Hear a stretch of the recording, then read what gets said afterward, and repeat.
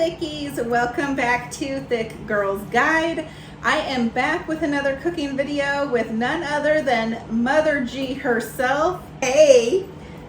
So today we are making for you Hungarian goulash in honor of Oktoberfest coming up that has all the fall feels, and this is probably one of my favorite dishes. The original recipe, it started from a Wolfgang Puck. We did alter it a little bit, so this is our alteration over the years. And then we're also going to teach you how to make sauerkraut. And don't be scared, because sauerkraut's actually very delicious if you make it correctly. Yes. Don't forget to hit that subscribe button, join the Thick Girl gang, and give this video a thumbs up. Let's get into it.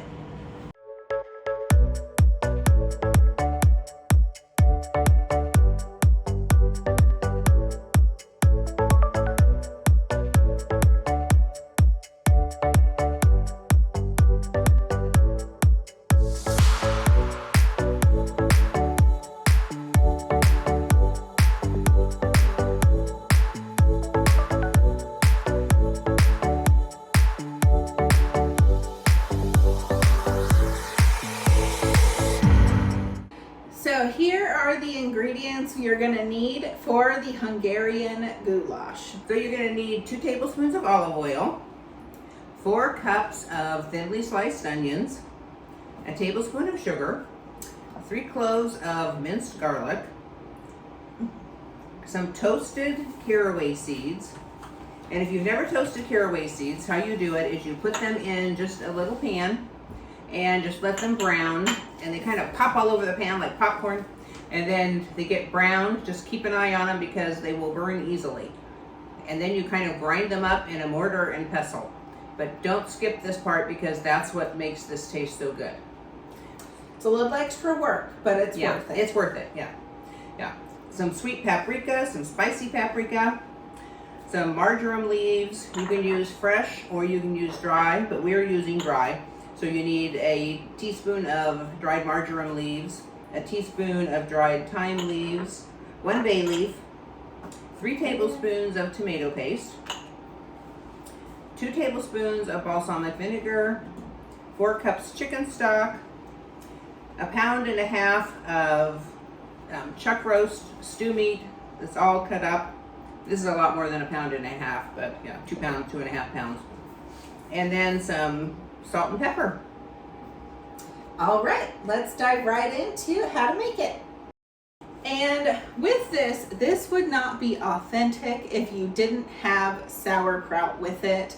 So we're also going to show you how to make that. The recipe is from a real live German, so it is authentic AF.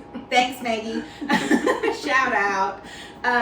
It's delicious. Most people say, I don't like sauerkraut. I'm like, well, you haven't had this, because I didn't like sauerkraut either, and it's delicious. Yes. Then you haven't had it made right. So it's correct. You're not supposed to just eat it out of the jar, which of course we thought. You're actually supposed to cook it down further, so we're going to show you how to do that. But it definitely changes the flavor. It makes it not so pungent, I would say. We put this over some egg noodles as well.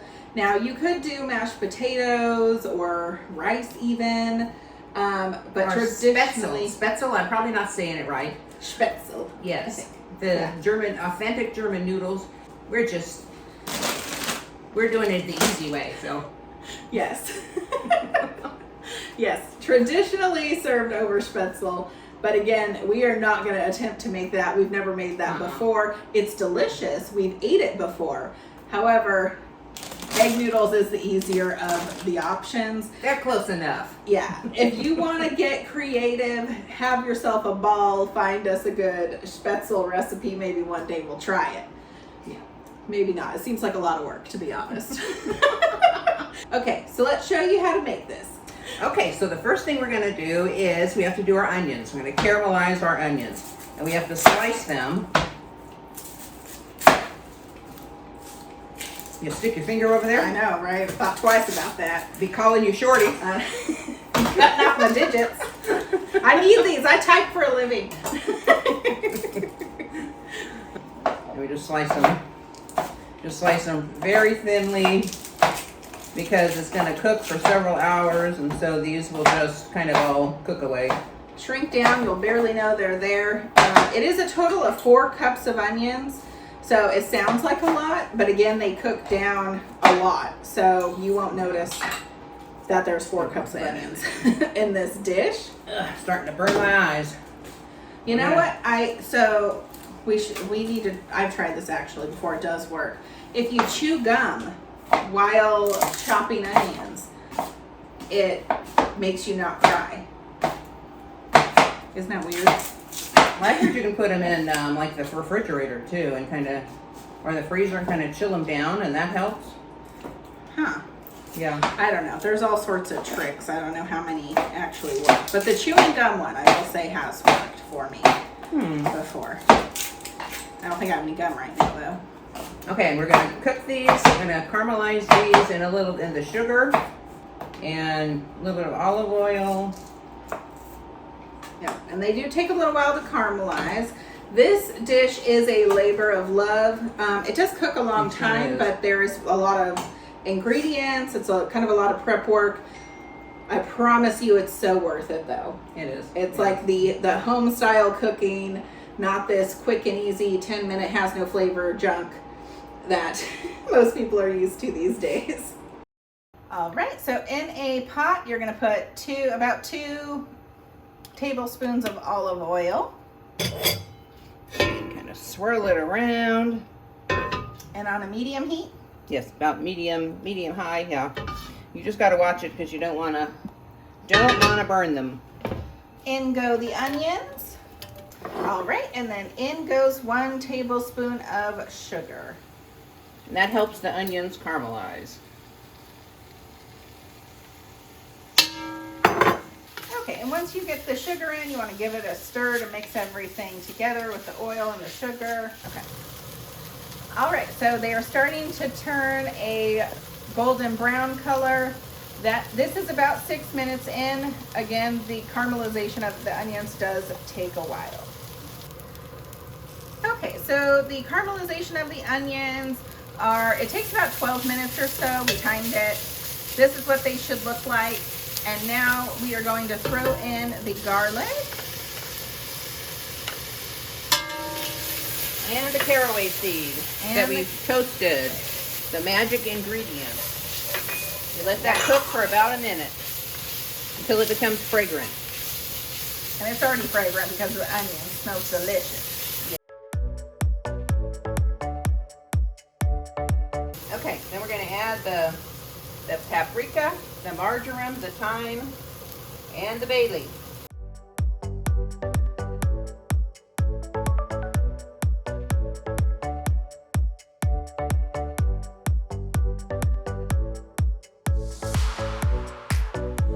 Right now it doesn't look that good, but you wait until we put the rest of the stuff in. It's really gonna look good. It'll start smelling delicious. Yep. Okay, this little pouch is 3 tablespoons of tomato paste, which is exactly what we need. And I gotta tell you, I didn't know tomato paste came in a pouch. Well, I think I'm wearing it now. Tomato paste flying everywhere. All over the kitchen, yes. Okay, then we have 2 tablespoons of balsamic vinegar. And this is going to deglaze the pan, which gets all the yum-yums off the bottom.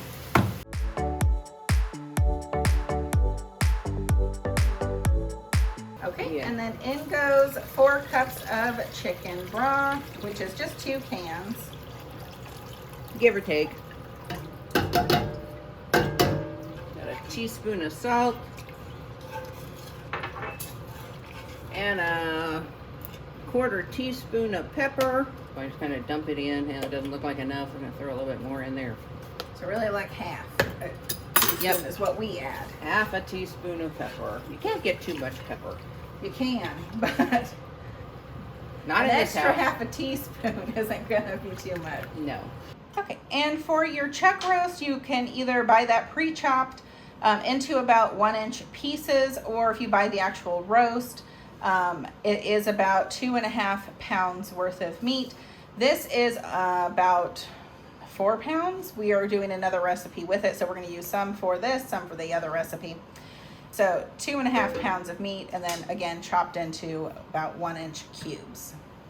Okay, and then you just want to bring it to a boil, and then you're going to cover it and cook it for at least an hour and a half, and then we will check for the tenderness after that time. Okay, it's sauerkraut time. Ooh-wee! What you're going to need is a jar of sauerkraut. This is 32 ounces sauerkraut. 2 beef bouillon cubes. I like the Knorr brand because they're soft, and you know how some of those brands are hard as a rock? These are soft, and you can kind of break them up in there, and they're really good. Better flavor. Yes. 2 raw pieces of bacon.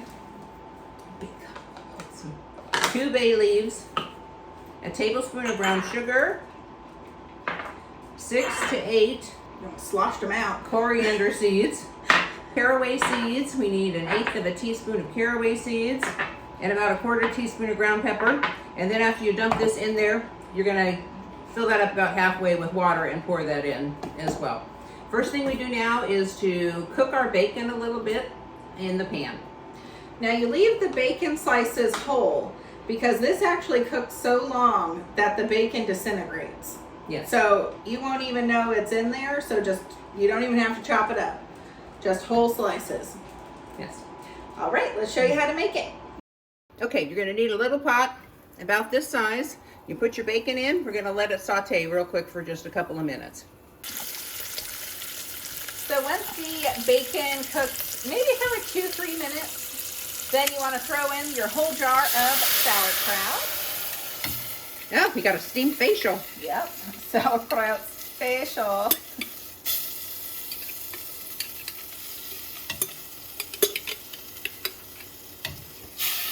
Doesn't want to come out of that jar. No, it doesn't. Okay, then we'll put our 2 bouillon cubes in. I like to be able to just break them up and put them in there. Helps them dissolve a little bit quicker too. Yes. And our bay leaves. So 2 bay leaves. These are little tiny bay leaves, so they're kind of like little pieces. So I just, you know, you want the equivalent to like 2 whole ones. That's the coriander seed, our little bit of tablespoon of brown sugar, our little bit of pepper, and our coriander seeds. And then we're going to get about 1/2 jar of water and put it in there and give it a good stir. Bring it to a boil and then turn it down and cover it and let it simmer for about 2 hours, stirring occasionally. All right, so once the sauerkraut gets to a boil, then you cover it, put the lid on, and reduce it to a low heat so it simmers. And checking on the sauerkraut. And this one's been on for about an hour? Yes. Okay. So about halfway there for that one. Yep. Okay, it's been an hour and a half. We're gonna check on the goulash. It's smelling fantastic in here. Probably needs about another half an hour.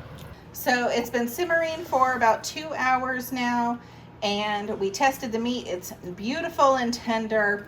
And so now we are going to thicken the sauce using a little bit of cornstarch. So if you don't know how to do this, you basically take out a little bit of the juice, put it in a separate cup, like a measuring cup or something, and you have to let it cool down. If you try to do this while the mixture is hot, it will clump your cornstarch. And if you dump the cornstarch in there, it'll ruin everything. Yes, it will clump and you'll have lumpy goulash. Okay, so now that our sauce has cooled a little bit, we are going to mix in 2 tablespoons of cornstarch. And either mix it with a fork or a whisk. Something that'll break up the little chunks it'll make.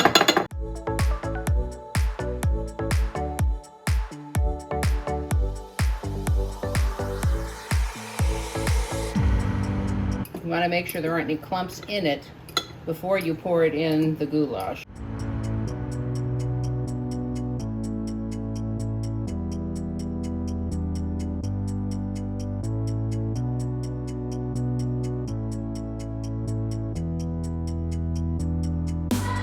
Then bring it to a boil and it will be thickened into a delicious gravy. gravy sauce. Yes. Oh yeah, you can see how it's thickening already. Yeah, it happens pretty quick. Yeah, and then you want to let it boil like that or simmer for a couple minutes. Yeah, in case there's any kind of a cornstarch flavor, it will get that out. So you can see over here, we already have our water heating up. We did put a little bit of salt in it. And then the sauerkraut, it still had a bite to it. We did add about another tablespoon of brown sugar to cut that tartness just a little bit. Okay, once your water is at a boil, it was just boiling a second ago, then we switched to burner, so disregard her lame boil. Throw the whole package of egg noodles in. And then you can cook to the package instructions. I prefer to do probably like 1 to 2 minutes less, just to make sure they don't get overcooked. So 9 to 11 minutes. AKA 9 or 8.